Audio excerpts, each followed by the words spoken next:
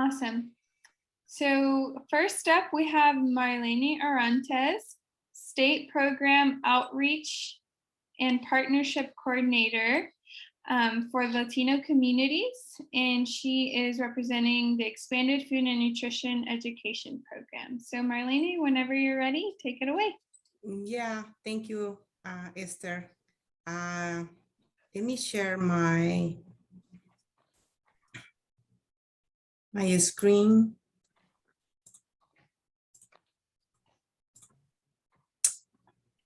Okay.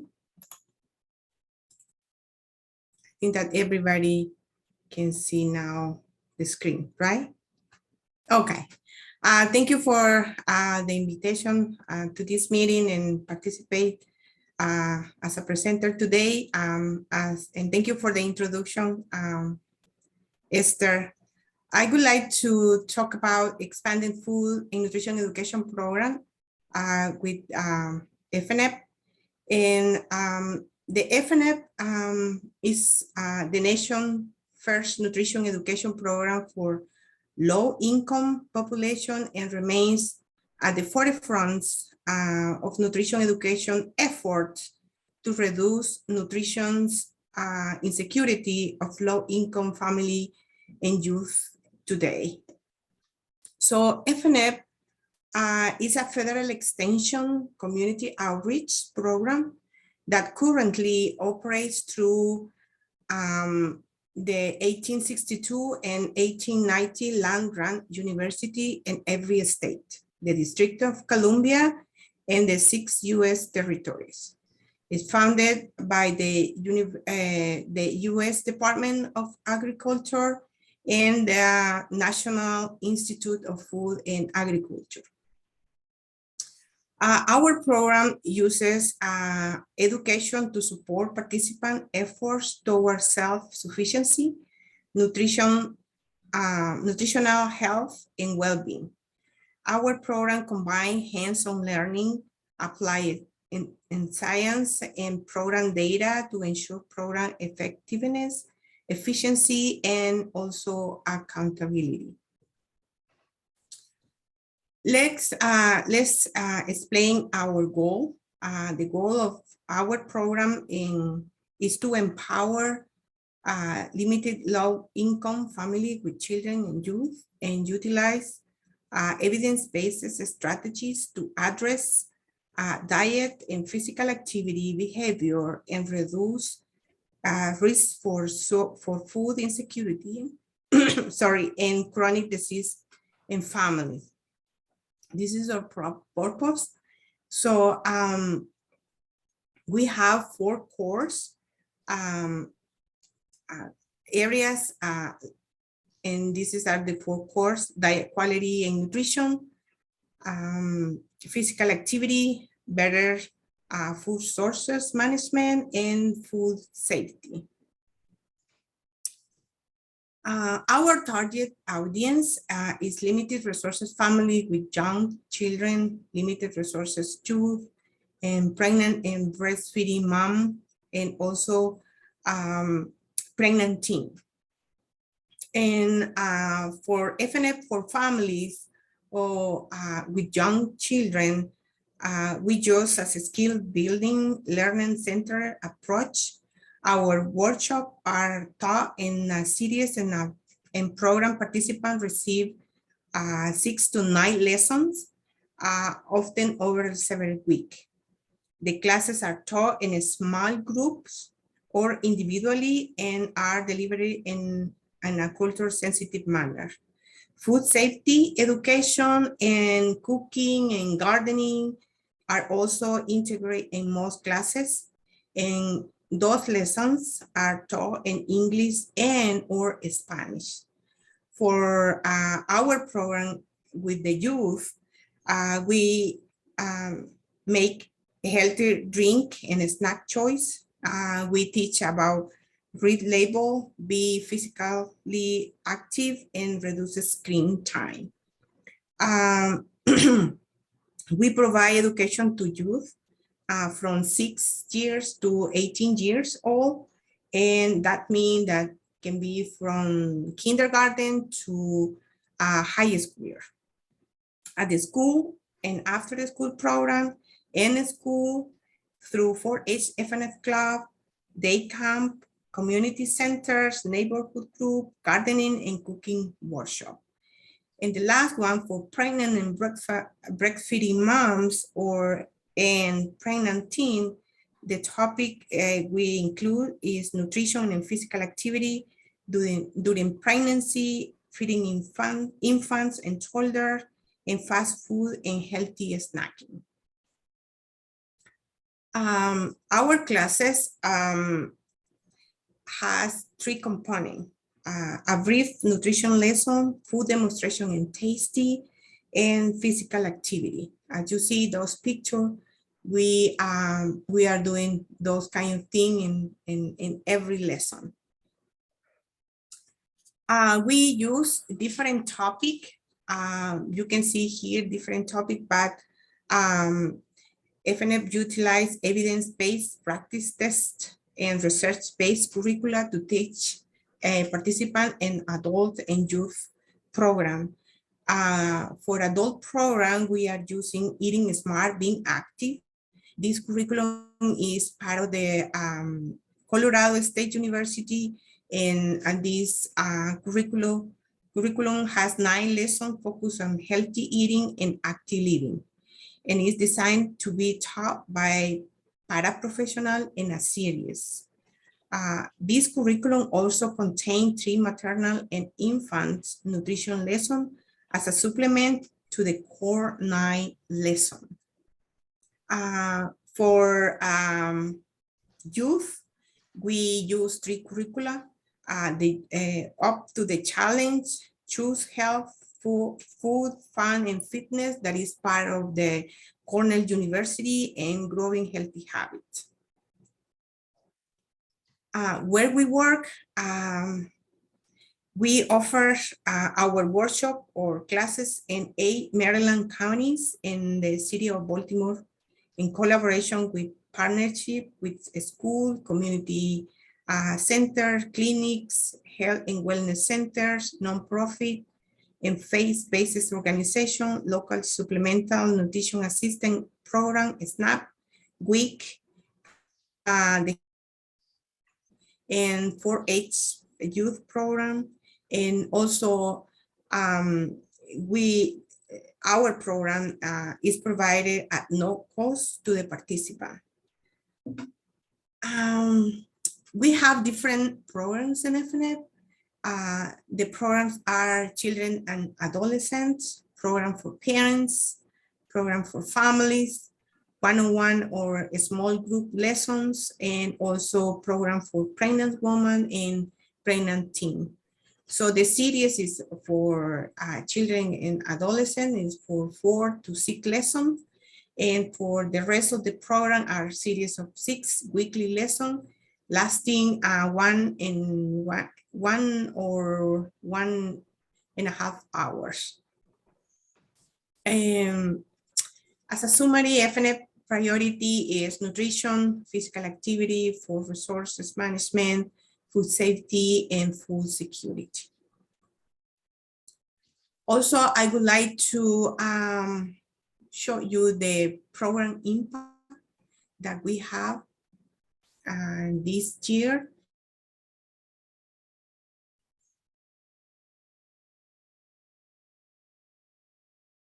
Especially for Montgomery County. She can send the information, and we see the improvement in diet quality behavior, food security, food resource management behavior, food safety, and physical activity behavior. This is for adult program. And for youth program, we also have improved diet quality, food resources, food safety, physical activity, and food security related behavior. FNF saving, for every $1 spent on FNF, $10 is saved in future healthcare costs, and $32.40 is saved per month and participant food costs. Well, as everybody know, adapting to the pandemic, FNF Nutrition is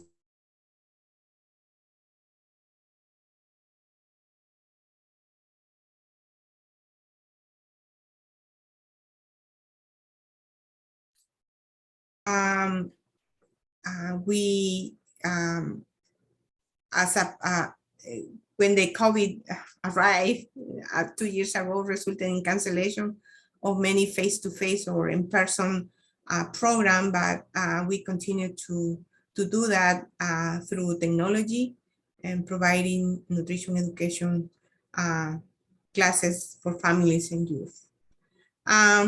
For more information about FNF, you can contact Dr. Chen Wei, that is interim department chair of nutrition and food science, or Mrs. Mary Lipke, that is administrative assistant, or you can address to me that I'm a state program outreach and partnership coordinator for Latin community. Okay, thank you. Thank you, Marlene, for that awesome presentation. And hold on to your questions. We're gonna have a combined Q&A at the end. So next up we have, I believe Lauren is gonna come up first. Lauren is the project leader and nutrition educator for the Maryland SNAP Ed program. So Lauren, take it away. All righty, thank you so much, Esther. Let me just pull up my PowerPoint.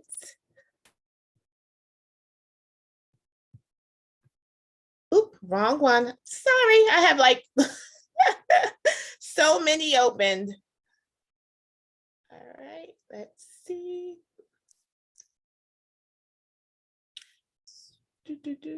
Sorry for. All righty. Okay, it looks like it fell off. Esther, do you happen to have it available? Yes, and let me pull it up. Okay, thank you. I'm sorry about that. Okay. You'll just have to tell me when to go. Okay, no problem. All right, let me pull this up.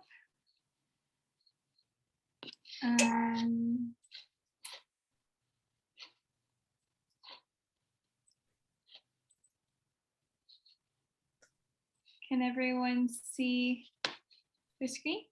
Okay. Thank you so much. All right, always some technical difficulties, but we work through them, so. Yeah. All righty, so good afternoon, everyone. As she mentioned, my name is Lauren Williams, and I serve as the project leader and nutrition educator for the Maryland SNAP Ed program in Montgomery County. And there are actually SNAP Ed programs in every county of Maryland and Baltimore City, but my territory is Montgomery County, and I work there along with Pam. So Pam's on the call as well. And our state office is in Columbia, Maryland, and that's where Lynn works. Okay, you can move to the next slide.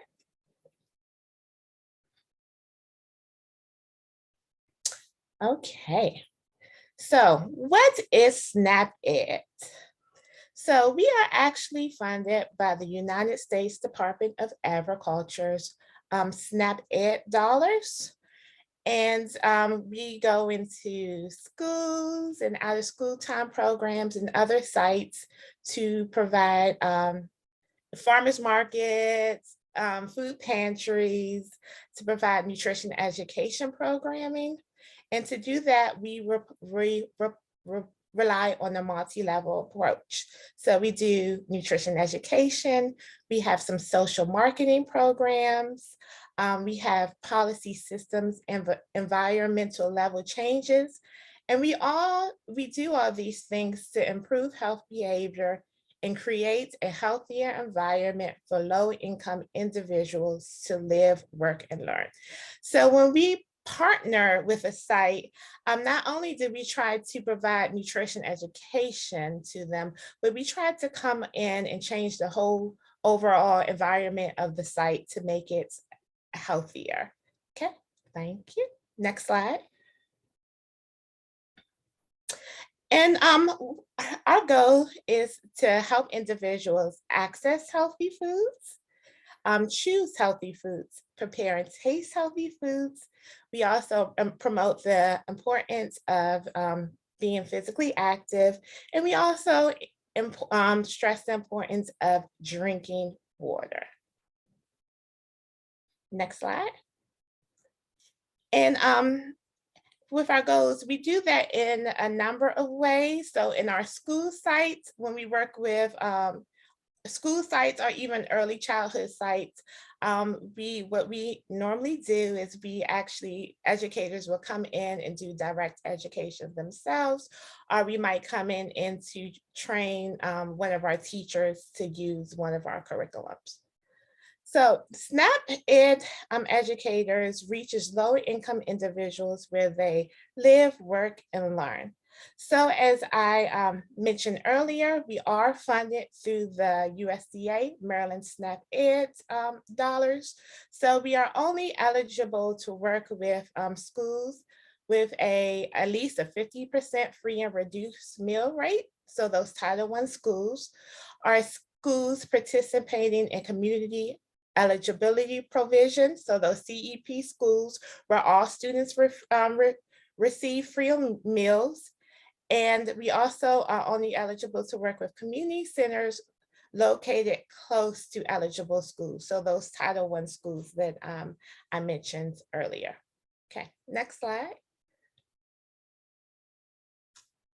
So what we do, all righty.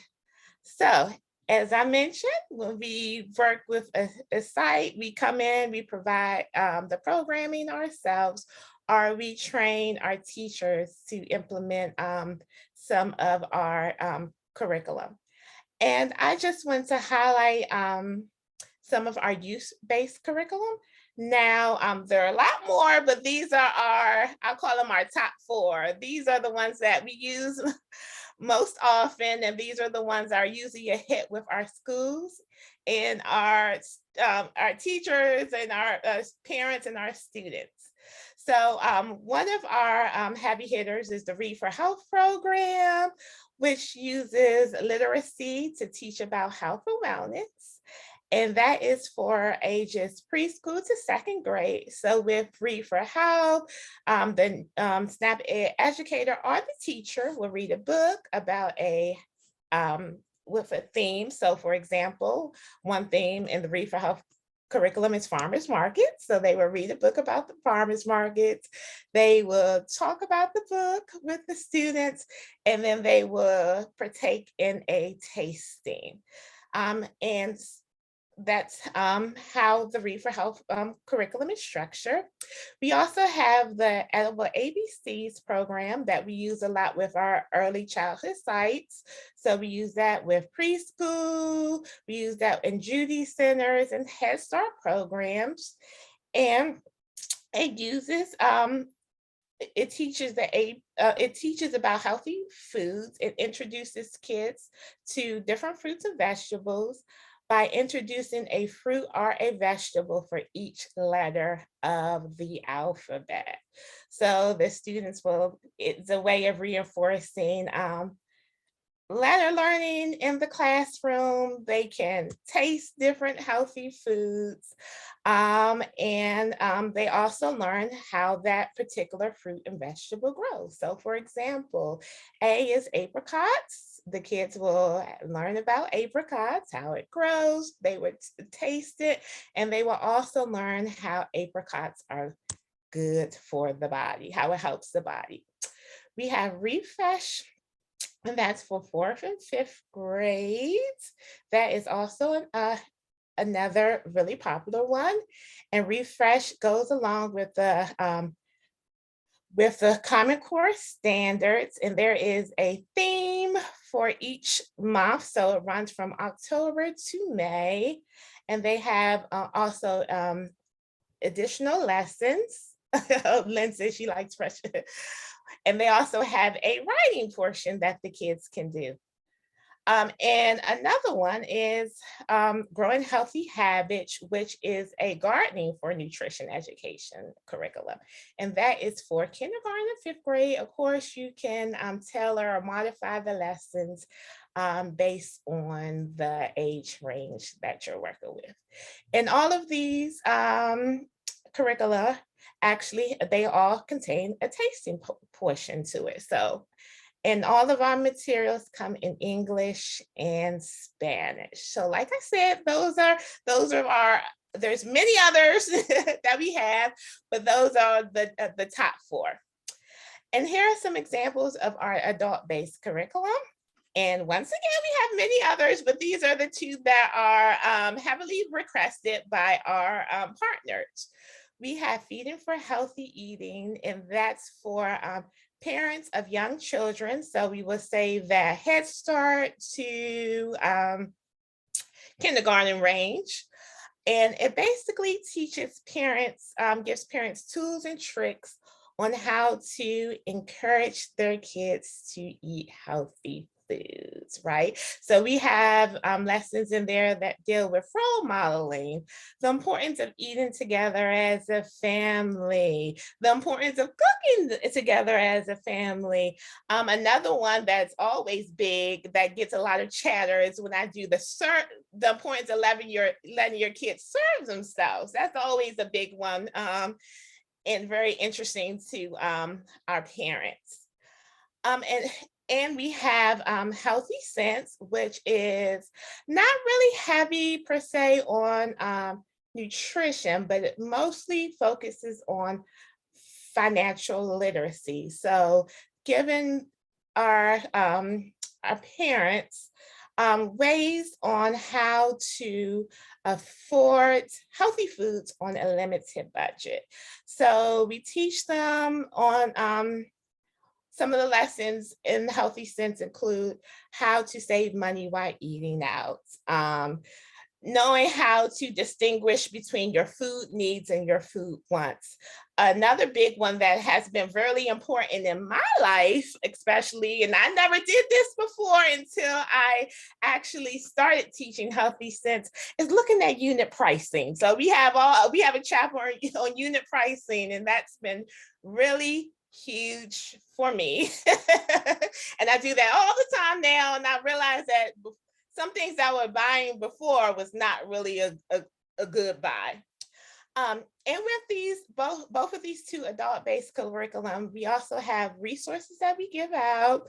As you can see, there's a copy of the Feeding for Healthy Eating newsletter. We also talk about goal setting, so the importance of creating a goal for all these new behavior changes. And they also contain healthy recipes. So in our classes, we also teach parents how to, cook healthy, prepare healthy meals for their students. And both Feeding for Healthy Eating and Healthy Sense comes in English and Spanish. Our resources, yep. You can go to the next one. So I just wanted to show some pictures of us in action. And then you can see actually one of our Montgomery County SNAP Ed educator, that's Michelle. And it looks like she was doing, we have a Apple Crunch event. It looks like in these pictures, that's what she's doing with her students. I see them have their apples. We also do a lot of gardening, like Healthy Sense, and actually Pam is really instrumental in that, and starting and supporting school gardens. So you can see a picture of some of our students planting. Next slide. All righty. So now I'm going to just give you more information about our PSE interventions. So as I mentioned, not only did we just come in and provide, lessons, we just don't come in, do a 45-minute lesson and leave. We try to really come in and plan all kinds of different interventions to make the school or the pantry or the food assistance site a healthier place. So we have our PSE interventions, our policy, systems, and environmental level interventions. And some of our school-based PSCs is we have a cafeteria support. So we have a program called our Cafeteria Connections program. And we work with food service managers. We would come in and train them on how to make the cafeteria a more inviting environment for their students, and different things that they can do to actually encourage their students to not only pick up those fruits and vegetables on the cafeteria line, but to actually eat them once they sit down and not throw it away. And we also provide them with support. So we would give them beautiful trays, or we have these cute little fruit and vegetable, my plushies, or that's what my daughter calls it, like stuffed animals that they can put out. We come out, we can do tastings. So for example, schools have contacted us when there's a new item that's going to be introduced on the cafeteria line. They might come out and ask us, can you come and do a classroom tasting, a cafeteria tasting, to really bump up excitement around that particular new food that's going to be introduced. And we also give them, we use choice, like choice engineering on how you can display certain things in the cafeteria to encourage kids to pick up those fruits and vegetables. Another thing that we have started about 3 years ago is the water campaign, where we're trying to encourage our students to drink more water. So we will provide schools with water bottles, as you can see in the picture. We have the students fill out a water pledge, just pledging to drink more water at school. We will give school signage to put around the school, talking about water. And yeah, and also work with schools. If schools don't have fresh potable water, we can work with them to help them brainstorm strategies on how they can bring in fresh water, provide fresh water to their students.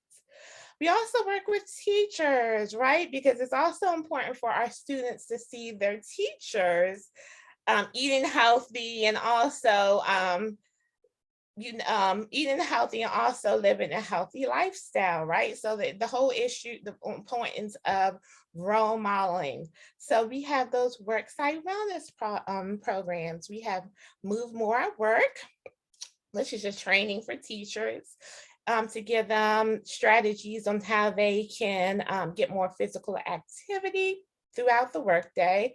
We come out, we also do lunch and learns for any different topics that they would like to do that are nutrition related.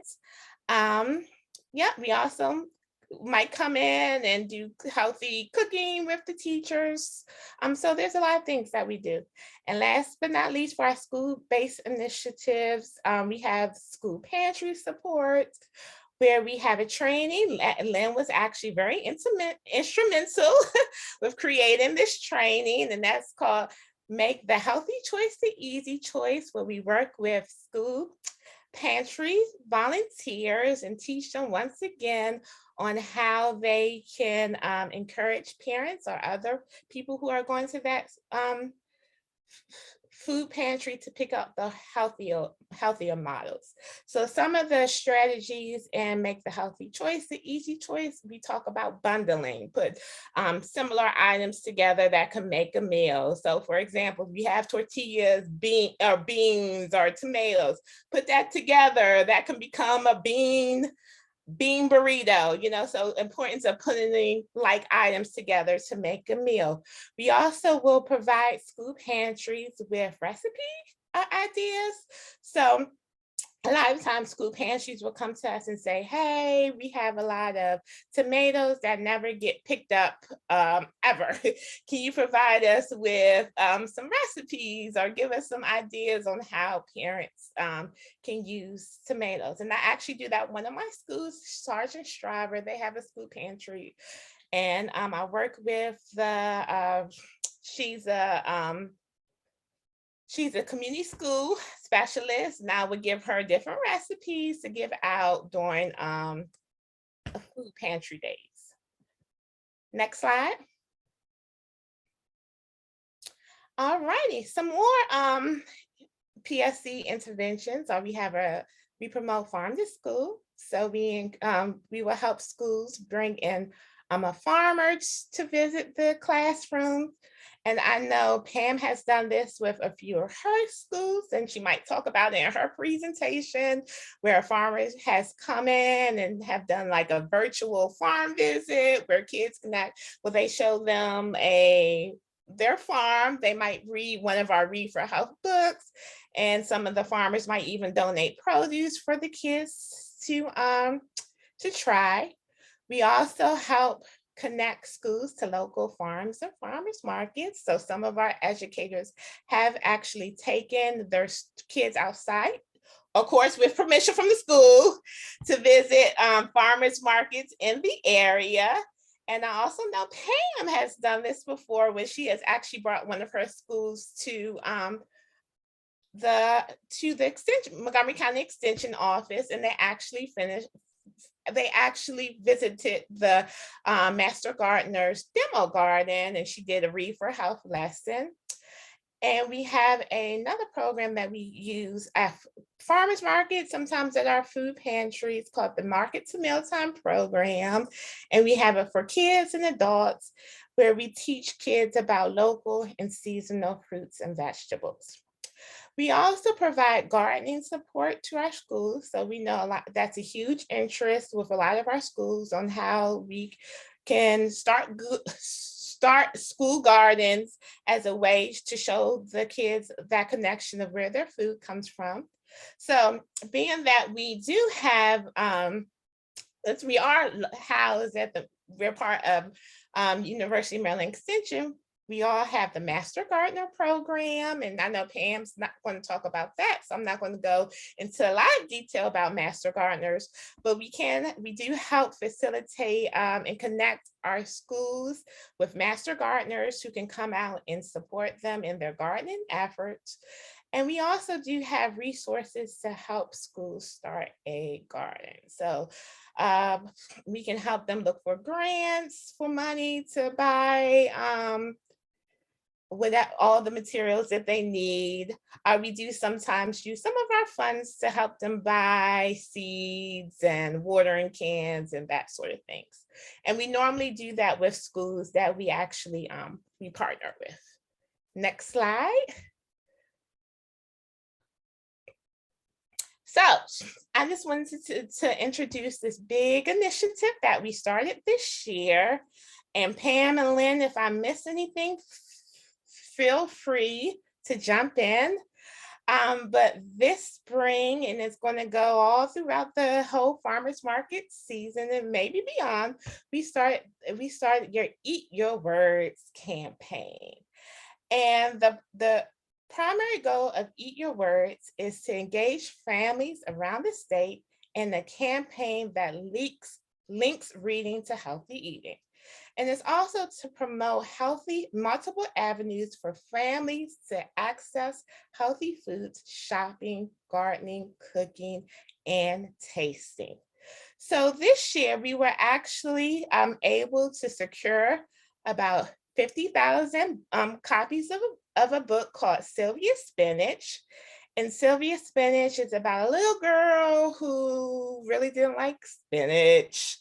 And then she actually did a garden activity in school, and she got to plant some spinach, and it grew. She tasted it, she loved it. And so we were actually able to get a copy to 159 of our partner schools across Maryland. So every child at one of our partner schools received a Sylvia Spinach book. In addition to receiving that Sylvia Spinach book, they also received a bookmark, and I probably should, I'm sorry for not bringing a copy of the bookmark, that has information about their local farmers market. So the farmers market that's the closest to their school, and hours of operation. So, and we're also using Sylvia Spinach as a way to promote families eating fresh and local produce and to visit their farmers market. A lot of our families don't even know that there's actually a farmers markets that really exist close to their school. So to ramp up and get all of our schools and students and parents excited about Sylvia Spinach, we did a live kickoff event with the author, and that has already occurred. That happened on June the 9th, where we did a Facebook Live and the author came on and read Sylvia Spinach, and parents and students can ask questions about that. We also do monthly social media challenges. And throughout the whole farmers market season, a lot of us have been planning farmers markets visits and special activities around Sylvia Spinach. So as you can see in this picture, that's my co-worker, Michelle. And I believe that was at Casey's Farmers Market, because we have some schools in the area. Some of our partner schools are actually located by Casey's Farmers Market. And she came in and she read a copy of Sylvia Spinach.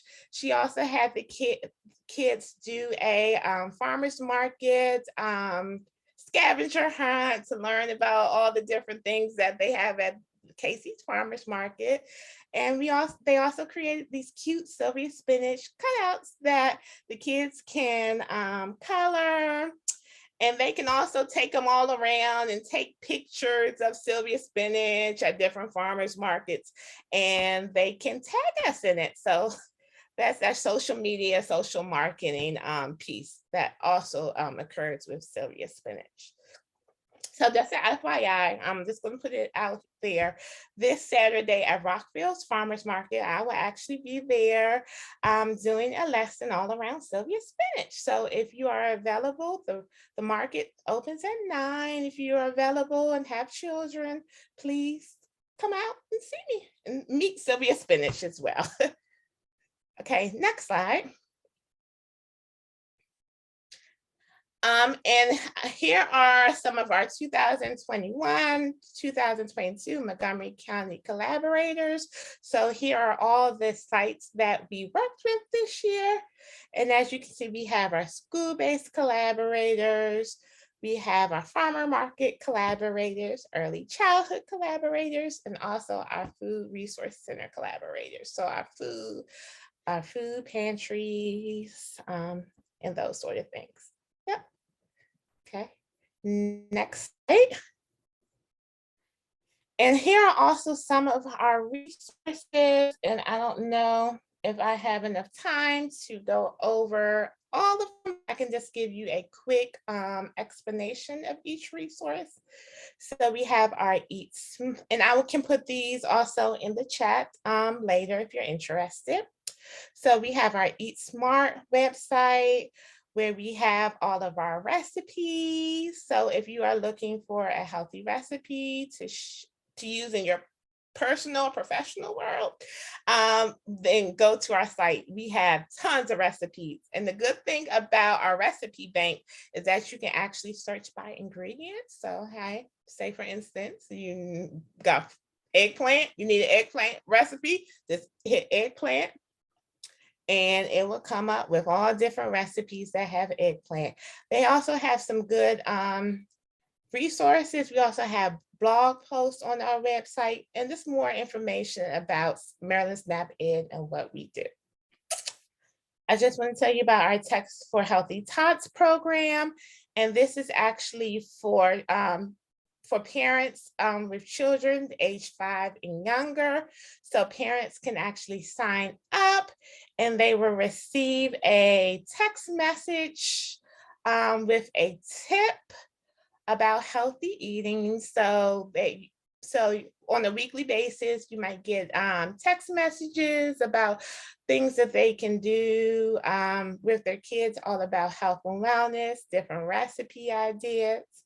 We have our Facebook page where we put a lot of our recipe ideas. A lot of things that are happening around our Eat Your Word campaign has also been highlighted on our Facebook page. And last but not least, we have our Maryland SNAP Ed Teachers Toolkit. And this is a huge resource, not only for our teachers that we partner with, but for any teacher.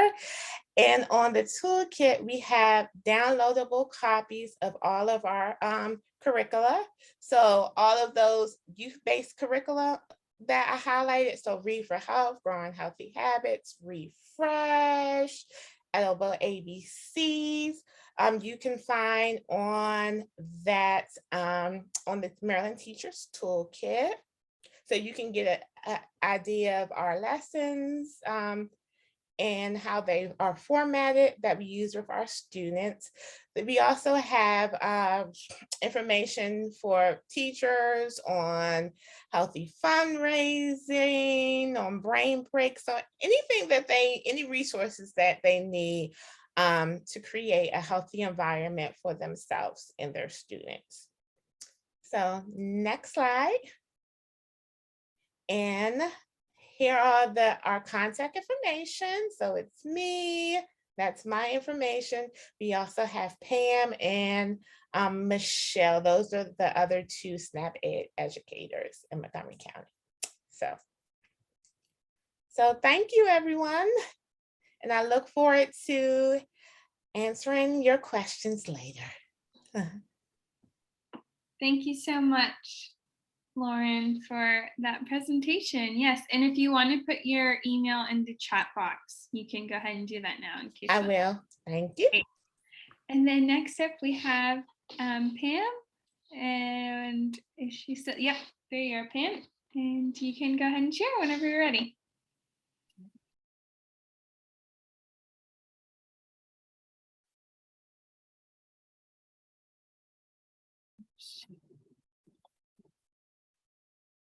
Can you see the slide? Oops.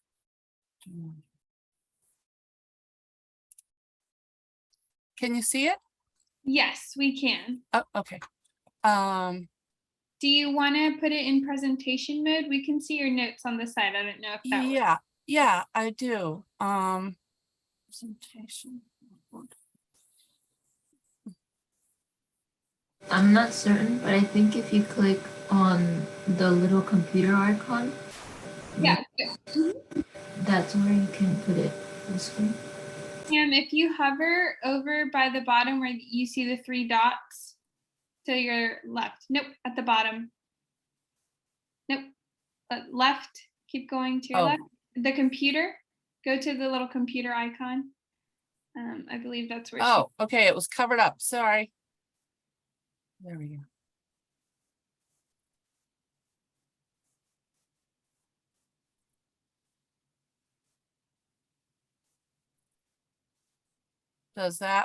Did that work?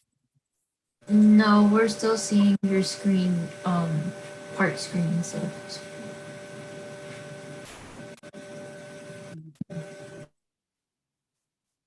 I think that just blacks out the slide. Let's see. There There we you go. Yep, up at the top. You got it, Pam. Sorry, my screen, everything was covered by these different boxes. Drives me nuts. All right, now I can't see it at all. Me either. I think we made you black out the screen by accident. Go ahead and exit out of that. There you go. There you go. Okay. You got it. How's that? Okay, now you can see my screen. Yes. Can you All see right. the screen? Okay, good. Okay. Perfect. Okay. Hello, everyone.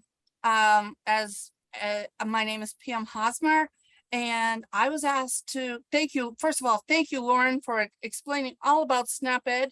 So I am going to talk about what I was asked to talk about is gardening for nutrition and some of our partnerships with our gardening programs and farm to school.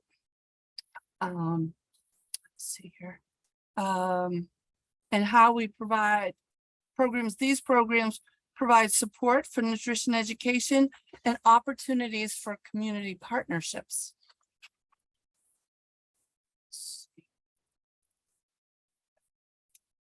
So there are 3 programs I'm going to talk about today: Gardening for Nutrition, the Demonstration Garden Program, and the Gleaning Program. Gardening for Nutrition is a great way to teach nutrition education. It incorporates access to healthy foods from the garden and emphasizes choosing, preparing, and tasting that healthy food that has been grown. It promotes, obviously, physical activity by getting outside and working in the garden. And of course, especially in the weather we've been just having, you need to drink a lot of water to stay hydrated while you're gardening. The partnerships that we have with our Gardening for Nutrition program here in Montgomery County are with our collaborating schools, as Lauren mentioned, also with the Montgomery County Master Gardeners and with Montgomery County Farm Bureau. We use the SNAP-Ed curriculum to tie into our gardens. As Lauren mentioned, we have 4 primary curricula that we use, and all of these can be used with the garden. The 2 primary, though, are Read for Health and Growing Healthy Habits. Of course, our new program, Eat Your Words, that has been a huge success working with the garden, planting spinach. And these are some of my students at South Lake Elementary School. And they have little signs here that are saying we planted spinach like Sylvia. Now, with our Gardening for Nutrition, the students are the gardeners. This actually was the first harvest of my school garden, and we had a bionic garden because I had a master gardener who's amazing helping me with this. We all learn with our students. That's one thing we try to emphasize with our teachers, especially ones who have never gardened before, that they need to just try new things. And I always emphasize with my students, I clearly don't have all the answers and make mistakes. So that's normal with gardening. So if the plant isn't successful or your crop doesn't come out exactly the way you hope, that's okay. We're realistic about this. You know what you can do. You start small with 1 container so you can be more successful and build from there, especially for new gardeners. And growing food you're proud of is really essential. On the left here is a salad table we harvested right before Thanksgiving and bagged it up and had little slips that explain to parents what this is, and sent these little bags of salad home with the students for Thanksgiving, which was, the students were so excited about that. So Gardening for Nutrition is simply teaching students, which would include the teachers also, about the joy and science of planting food. Once they experience watching a plant grow and harvesting the crop, it's highly unlikely they will not eat it. And once you start eating freshly grown produce, it's an easy step to eating more healthfully. Learning how to prepare and grow food is a life skill. Eating healthy habits is used to teach the students not only to grow the food, but also how to prepare it. Many parents have told me that their child has come home and confidently helped in the kitchen to prepare family meals after participating in food preparation in our classes. I teach my students to slice, dice, wash, grate, and peel produce. Some adults don't even have these skills. If you know how to peel and slice a cucumber, you're much more likely to buy it and eat it. And the feeling of ownership and pride my students had serving the coleslaw, which is here on the right-hand side, which they made with the cabbages they grew. They served this coleslaw to the whole school, which was 630 students plus staff, and this was really a confidence builder. Also, gardening can be tied into the curriculum. Square foot gardens incorporate math. And this is so not where gardening for nutrition can be combined with other subjects that the teachers are teaching in other ways, not something that's just remote and isolated from the rest of what the teachers are teaching to the students. Master gardeners help us to inspire wonder and curiosity. As Lauren mentioned, we recruit master gardeners to help us in the classroom. And I have had the privilege of having an excellent master gardener who has helped me at one of my, she's really amazing.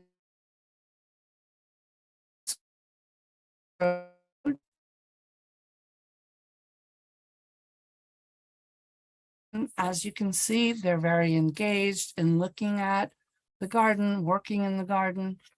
Uh-oh, I hope my connection stays on here.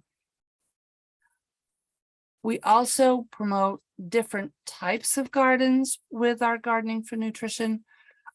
Raised beds are common at a lot of our schools.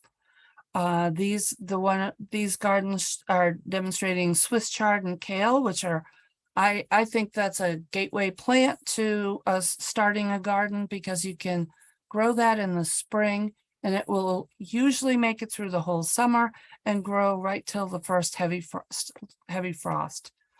I usually plant that either with seeds or seedlings, and it's pretty and colorful to look at. We also use earth boxes on the left or salad tables, which are shown here on the right. These containers are on a concrete deck at one of my schools, and we have a lot of success growing food in this type of container. And it just depends on what the school feels comfortable about, how big of a spot they want to use to grow their garden, and how experienced the teachers and students might be with gardening. One other successful option we have is the stock tanks. These, to each stock tank, to have it delivered and put soil in it is about $135 to $150. These are really great. This is at Resnick Elementary on the right-hand side here, where they are a mobility disability magnet at that school. So the stock tanks actually have a little bit of a angled side to them. So students who have walkers or wheelchairs can get up a little closer to the tanks to garden. But also each of those tanks is for per class. So I have 5 tanks out there, and we have 5 third grade classes, and the students figure out what they want to grow in each tank and how many plants to plant and how big it grows. It's really quite a process that they go through when they're doing this, but it's great. And we harvest each of these tanks. We have about 3 harvests of salads per growing season in the spring and in the fall. Now, Montgomery County Farm Bureau also helps connect our students to agriculture. As Lauren mentioned, the farmers come and talk to the students. On the right is I got one of the farmers, Catherine Savage, to come to Michelle Feng's class at Sally Ride Elementary. This is 5th grade, and Catherine was talking about dairy farms. And on the left is Todd Greenstone, who came to my Gaithersburg Judy Center a couple weeks ago and talked to the students about what kinds of grains he grows on his farm. And the students were fascinated to see the plants that he actually pulled up out of his field and brought right into the class. We made quite a mess, but the students loved it. Then we also have the demonstration garden program. This was started in about 2018 because one of my first grade classes told me that they wanted to go on a field trip, but they didn't have any money, but they had a bus. So I asked the Master Gardeners if they would host tours for the first graders. And the buses came with the students. The demonstration garden is open to the public, so this was a free program, which was right in their price range. And they, the Master Gardeners give a tour, and then I teach my Read for Health lesson out in the garden.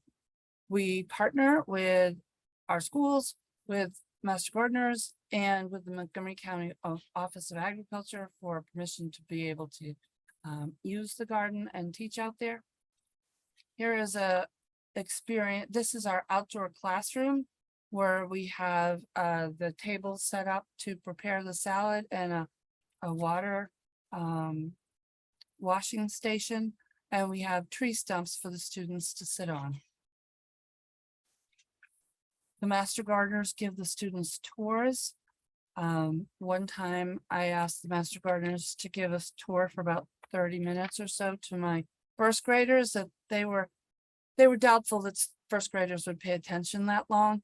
45 minutes later, I was flagging down the Master Gardeners and begging them to stop talking because the first grader was so engrossed in the tour. So it's really been great. We've had about 6 different programs happen so far, which were interrupted by COVID, but we're hoping to start back again next fall with school visits and tours by the Master Gardeners. And here are the students out there from the pre-K going through the tunnel of vines. This is I'm reading the story there in the background, and the parents and teachers are listening. And then we have a tasting of salad. Some of the produce can be from the garden if it's ripe. Otherwise, I go ahead and buy produce, and we have the salad and eat it out in the garden. We also have the gleaning program, which in 2017, well, let me say, this is a partnership with multiple partners: SNAP-Ed, our schools, Master Gardeners, Manna Food Center, Community Food Rescue, Montgomery County Farm Bureau, local farms, nonprofit community groups, and local community volunteers. This is expanded from when we started it in 2017, because for 2 years I had been working with a farmer from Waters Orchard who grows apples to bring in fresh apples to my collaborating schools.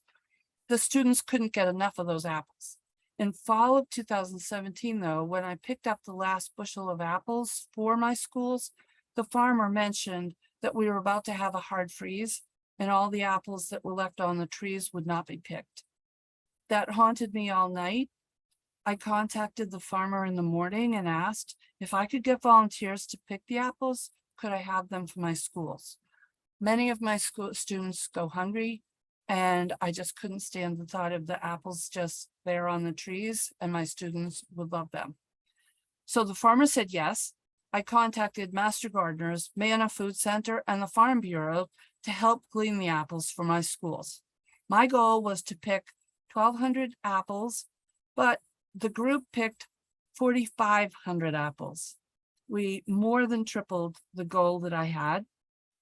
Since then, we have had at least 25 gleans, and produce has been delivered to our schools here in Montgomery County more than 15 times, as well as produce has been delivered by Manna Food Center. The most recent delivery was of 12 bushels of apples directly to the Gaithersburg Duty Center in October 2021. So for those of you who aren't familiar with gleaning, gleaning is the act of collecting leftover crops from farmers' fields after they have been commercially harvested. Gleaning increases access to healthy, fresh produce for those in need in our community, especially program participants that we work with. And it also reduced waste for farmers. The farmers can also receive a tax deduction for donating the produce. This is one of our, this was our first glean with the 4,500 apples. It was pretty amazing. Here they are in the boxes, the group that gleaned. Creating strong partnerships has been the key to success and the sustainability of this program. SNAP-Ed has the role of being a liaison for all the partners and is an active part of the visioning team, but we're not actually the produce pickers. I work with local farmers and the local farm bureau to get fresh produce for tastings at my schools. And I share them, I share with them my target audience, who my target audience is, and I let them know how my students enjoy the produce. Teachers have students write thank you notes to the farmers. The Master Gardeners have now created a gleaning committee, and they have chairs and volunteers that are set up to glean, and they help recruit additional volunteers. They do the actual gleaning, and they coordinate all the details with Manna Food Center and Community Food Rescue. In Montgomery County, Manna Food Center is our largest food bank. They take the gleaned produce that does not go to the schools and they distribute it to the community. Community Food Rescue, which is a program of Manna Food Center, assists in the scheduling and of the gleaning events and coordinates the logistics for getting the gleaned produce transported either to the schools or back to Manna Food Center. My collaborating schools know which farm the produce comes from, and I tie this into our farm to school lessons. I am also a Master Gardener and a member of Farm Bureau. Distribution of gleaned produce. The gleaned produce gives additional tasting and consumption opportunities of healthy fresh produce for those in need in our community. SNAP-Ed can distribute this produce through our program participants, either through the school cafeteria or directly to families. So we can give it to, drop it off, and they can distribute it through their food pantries at the school. Or we can, if it's possible, we can have the school cafeteria distribute this and coordinate this with the cafeteria manager. Then they are responsible for cleaning, preparing, and serving the produce to students. One time, Butler's Orchard donated strawberries, and Sally Ride Elementary School, their staff cleaned all those strawberries, put them in little cups, and served them to all the students in the school. And we also can directly distribute the produce to the families, and this works well for the Gaithersburg Judy Center because they don't have a cafeteria. So normally their program manager will put out an all-call and say that the produce is being delivered, and they come over to the school with bags and boxes, and they pick up their allotment of the produce. And here are the gleaned produce being delivered to the Judy Center on the left and Washington Grove Elementary on the right.